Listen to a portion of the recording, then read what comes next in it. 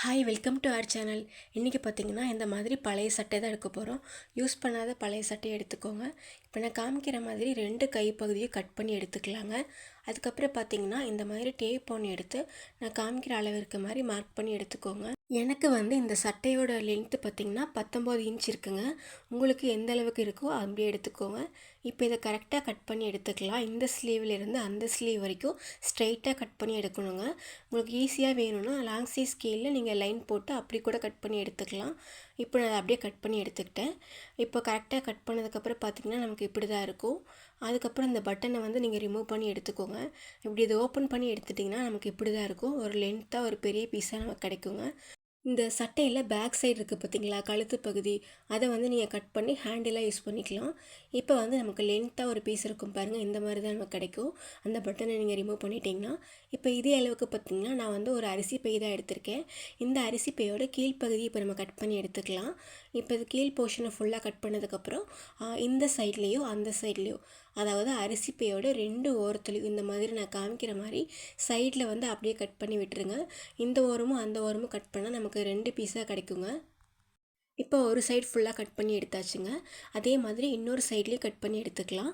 இப்போ ஸ்ட்ரெயிட்டாக அப்படியே கட் பண்ணி எடுத்துக்கலாம்.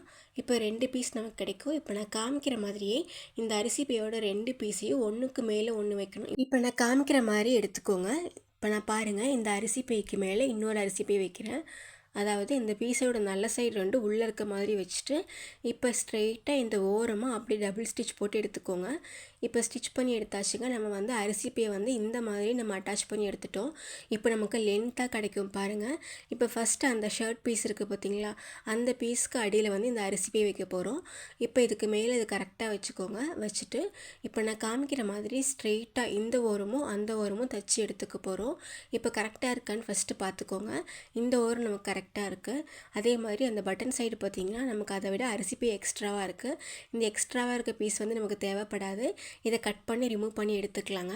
இப்போ இதை கட் பண்ணதுக்கப்புறம் இந்த ஓரமும் அந்த ஓரமும் ஸ்டிச் பண்ணி எடுத்துக்க போகிறோம். அதுக்கு முன்னாடி இந்த ஷர்ட்டோட நல்ல சைடு உள்ளே இருக்க மாதிரி பார்த்துக்கோங்க.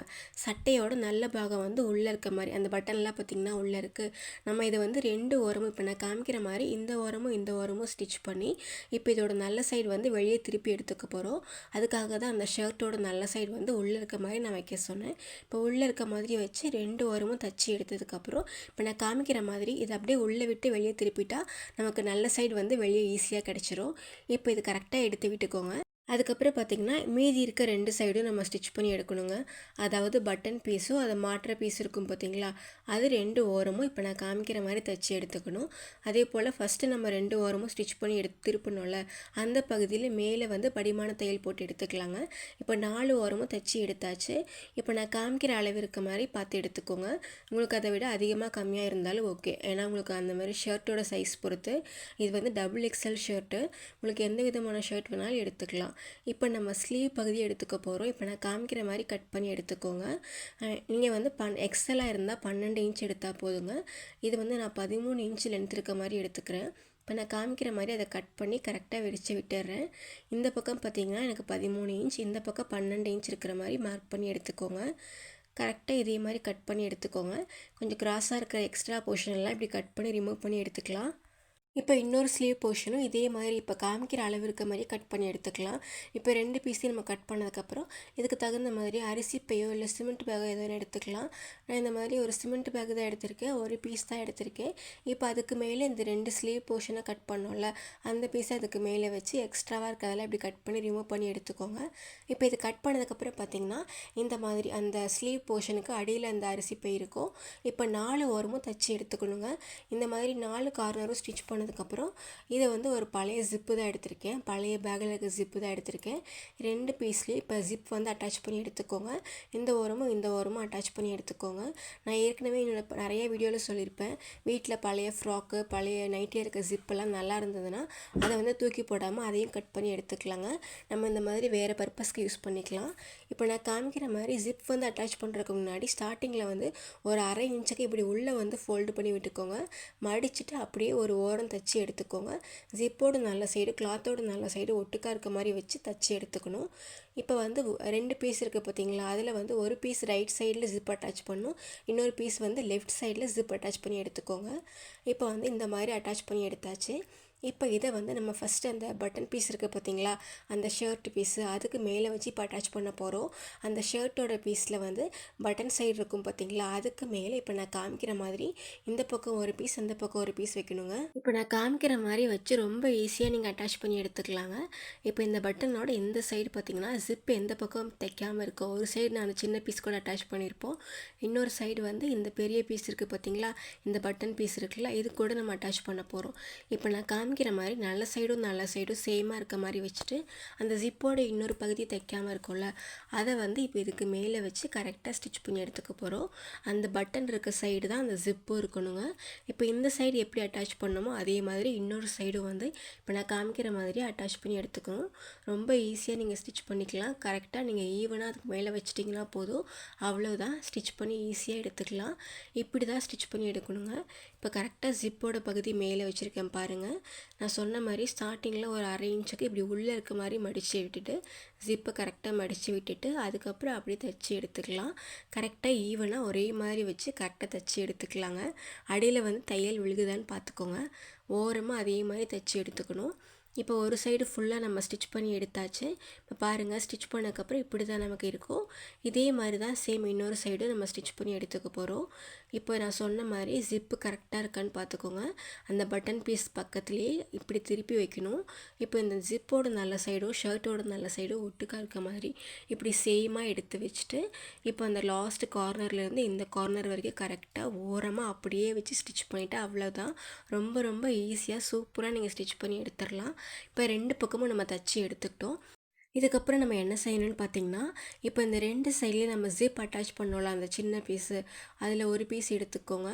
இப்போ நான் காமிக்கிற மாதிரி அதை இப்படி திருப்பி போட்டுக்கணும். இப்போ ஒரு சைடு நம்ம அட்டாச் பண்ணிட்டோம், மீதி 3 சைடு இருக்குள்ள இந்த ஸ்கொயர் பீஸில், அந்த மீதி 3 சைடுமே இப்போ நம்ம ஸ்டிச் பண்ணி எடுத்துக்க போகிறோம். அவ்வளோதான். ரொம்ப ரொம்ப சிம்பிளுங்க. ஃபஸ்ட்டு ஒரு சைடு இப்படி அட்டாச் பண்ணிக்கோங்க. அதுக்கப்புறம் மீதி இருக்கிற இன்னொரு சைடு இப்படி திருப்பி இப்படி வச்சு அட்டாச் பண்ணி எடுத்துக்கணும். அவ்வளோதான். 3 சைடு மட்டும்தான் நம்ம அட்டாச் பண்ண போகிறோம். இந்த 4 பக்கத்தில் 3 பக்கம் மட்டும்தான் நம்ம அட்டாச் பண்ண போகிறோம் அந்த சின்ன பீஸில். அவ்வளோதான். மீதி அந்த பட்டன் மாற்றம் இருக்குது பார்த்தீங்களா, அந்த பீஸ் வந்து இப்படி ஓப்பனாக தான் இருக்கும். இப்போ ஒரு சைடு இப்படி அட்டாச் பண்ணதுக்கப்புறம் இன்னொரு சைடும் சேம் அதே மாதிரி தான். இதோட இன்னொரு பக்கம் இப்படி நான் காமிக்கிற மாதிரி நல்ல பக்கமும் ஒட்டுக்காக இருக்க மாதிரி ஒரே மாதிரி இப்படி சைடாக இப்படி திருப்பி வச்சுட்டு இந்த ஓரம் தைச்சி எடுத்துக்கணும். அப்போ அந்த ஸ்கொயர் பீஸில் இன்னொரு பாதி இருக்குது பார்த்தீங்களா, அதை வந்து இப்படி நான் காமிக்கிற மாதிரி இதுக்கு மேலே வச்சு இப்படி ஓரமாக தைச்சி எடுத்துக்கணும். ஒரு பக்கம் தைச்சதுக்கப்புறம் இன்னொரு பக்கம் இப்போ திரும்ப மீதி இருக்க இந்த பகுதியை வந்து இன்னொருக்கா மடித்து அப்படியே ஓரமாக தைச்சி எடுத்துக்கணும். இதே மாதிரி 3 பக்கமும் தைச்சி எடுத்துகிட்டு அவ்வளோதான். இப்போ 2 பீஸையும் நம்ம ஸ்டிச் பண்ணி எடுத்துடலாம். இப்போ ஒரு சைடு நான் எப்படி ஸ்டிச் பண்ணணும்னு காமிக்கிறேன் பாருங்கள். சேம் இதே மாதிரி தான் இன்னொரு சைடும் இதே மாதிரி தைச்சி எடுத்துக்கலாம். இப்போ ஃபஸ்ட்டு ஒரு பக்கம் ஸ்டிச் பண்ணிட்டோம். இப்போ இந்த பீஸை மேலே இருக்க பீஸ் மட்டும்தான் நீங்கள் நகர்த்தணும். அதை அப்படியே ஜஸ்ட்டு இந்த பக்கம் இப்போ நான் காமிக்கிற மாதிரி இப்படி மடித்து இந்த பக்கம் இப்படி திருப்பிடணும். அவ்வளவுதான். இப்போ இது 2ஐயும் சேர்த்து வச்சு மேலே இருக்க பீஸும் அடியில் இருக்க துணியும் ஒரே மாதிரி இருக்க மாதிரி வச்சுட்டு ஓரமாக அப்படியே தைச்சி எடுத்துக்க போகிறோம். அவ்வளோதாங்க. இப்போ கரெக்டாக எடுத்து விட்டுட்டு ஸ்ட்ரெயிட்டாக அப்படியே தையல் போட்டு வந்துடுங்க. இப்போ இது தைச்சாச்சு. இப்போ ஃபுல்லாக ஸ்டிச் பண்ணி முடிச்சாச்சு பாருங்கள், நான் காமிக்கிறேன். இப்போ இது ஒரு பக்கம் நம்ம ஸ்டிச் பண்ணி எடுத்துட்டோம். இப்போ இன்னொரு பக்கமும் சேம் அதே மாதிரி தாங்க நான் சொன்ன மாதிரியே அந்த இன்னொரு பக்கம் ஜிப் வச்சுருந்தோம் இல்லை அந்த ஸ்கொயர் பீஸு, அதை வந்து ஸ்டிச் பண்ணி எடுத்துக்கணும். இப்போ 2 பக்கமும் நம்ம ஸ்டிச் பண்ணி எடுத்தாச்சு. இப்போ மேலே வந்து அந்த பிசுறு கொஞ்சம் தெரிகிற மாதிரி இருக்குது பாருங்கள். அதாவது நம்ம 2 சைட்லேயும் ஜிப் வச்சு அட்டாச் பண்ணோம்ல அந்த ஸ்கொயர் பீஸ், அதுதாங்க. 3 பக்கம் அட்டாச் பண்ணதுக்கப்புறம் மேலே வந்து அந்த பிசுறு தெரியாமல் இருக்கிறதுக்காக ஒரு 1/2 இன்ச்சுக்கு அப்படியே மடித்து ஓரமாக தைச்சி எடுத்துக்கோங்க. அந்த ஜிப் அட்டாச் பண்ணுறதுக்கு முன்னாடி வரைக்கும் அப்படியே ஸ்டிச் பண்ணி எடுத்துக்கோங்க. 1/2 இன்ச்சுக்கு அந்த பிசுறு வெளியே தெரியாமல் இருக்கிறதுக்கு மடித்து தைச்சிக்கலாம்.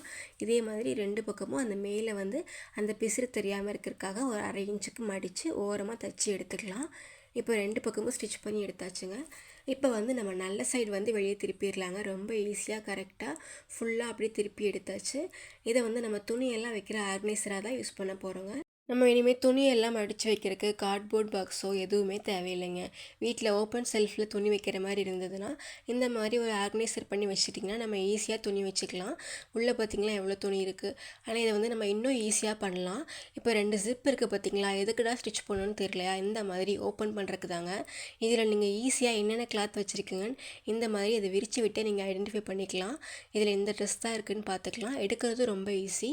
அந்த மேலே இருக்க துணியை கரெக்டாக எடுத்து வச்சுட்டு நமக்கு என்ன கிளாத் வேணுமோ ஈஸியாக நம்ம எடுத்துக்கலாம். ரொம்ப ரொம்ப யூஸ்ஃபுல்லானதுங்க. இதெல்லாம் நம்ம அமேசானில் வந்து சாரீ கவர்லாம் இருக்குது. அதெல்லாம் நம்ம காசு கொடுத்து வாங்காமல் வீட்டில் இருக்கிற வெறும் தேவையில்லாத யூஸ் பண்ணாத பழைய சட்டை, அப்புறம் வீட்டில் இருக்க பழைய ஜிப்பு மட்டுமே வச்சு, அப்புறம் அரிசி பை மட்டுமே வச்சு நான் பண்ணியிருக்கேன். ரொம்ப ரொம்ப யூஸ்ஃபுல்லாக இருக்குங்க. நீங்களும் கண்டிப்பாக இதை வீட்டில் ட்ரை பண்ணி பாருங்கள். ரொம்ப சிம்பிளாக தான், கொஞ்சம் பொறுமையாக ஸ்டிச் பண்ணால் ஈஸியாக ஸ்டிச் பண்ணிடலாம். அப்புறம் இதில் வந்து ட்ரெஸ் மட்டும்தான் வைக்கணுன்ட்டு இல்லை, நம்மளோட சாரீ ஆர்கனைசராக யூஸ் பண்ணிக்கலாம். சாரீஸ் எல்லாம் கூட இதில் வச்சுக்கலாம். நமக்கு வேணுங்கும் போது இந்த 2 பக்கமும் ஜிப்பை வந்து கரெக்டாக ரிமூவ் பண்ணி நமக்கு என்ன ட்ரெஸ் வேணுமோ ஈஸியாக நம்ம பார்த்து கரெக்டாக எடுத்துக்கலாம். நம்ம என்னதான் செல்ஃபில் இல்லை அட்டைப்பெட்டியில் துணியெல்லாம் மடித்து வச்சுருந்தாலும் இந்த மாதிரி ஒரு ஆர்கனைசர் பண்ணி வச்சிட்டிங்கன்னா நமக்கு அது எடுக்கிறதுக்கும் ரொம்ப ஈஸியாக இருக்கும். என்ன ட்ரெஸ் இருக்குன்னு ஐடென்டிஃபை பண்ணுறதுக்கு ரொம்ப ரொம்ப ஈஸியாக இருக்குங்க. உங்களுக்கு இந்த வீடியோ பயனுள்ளதாக இருக்கும் நம்புகிறேன். இந்த வீடியோ உங்களுக்கு பயனுள்ளதாக இருக்குன்னு தோணுச்சுன்னா மறக்காமல் லைக் பண்ணுங்கள். உங்கள் ஃப்ரெண்ட்ஸ் அண்ட் ஃபேமிலிக்கு நம்ம சேனலை ஷேர் பண்ணுங்கள். அப்புறம் சப்ஸ்கிரைப் பண்ணுங்கள். நிறைய பேர் சப்ஸ்கிரைப் பண்ணாமல் நம்ம சேனலில் பார்க்குறீங்க. சப்ஸ்கிரைப் பண்ணிவிட்டு நோட்டிஃபிகேஷன் பெல் ஐக்கான் கிளிக் பண்ணிவிட்டு நம்ம சேனலை பாருங்கள். அப்போ தான் அதுக்கப்புறம் போடுற புது புது வீடியோலாம் உங்களுக்கு நோட்டிஃபிகேஷனில் வரும். நீங்கள் உடனே பார்க்க முடியும். இந்த வீடியோ பார்த்ததுக்கு நன்றி.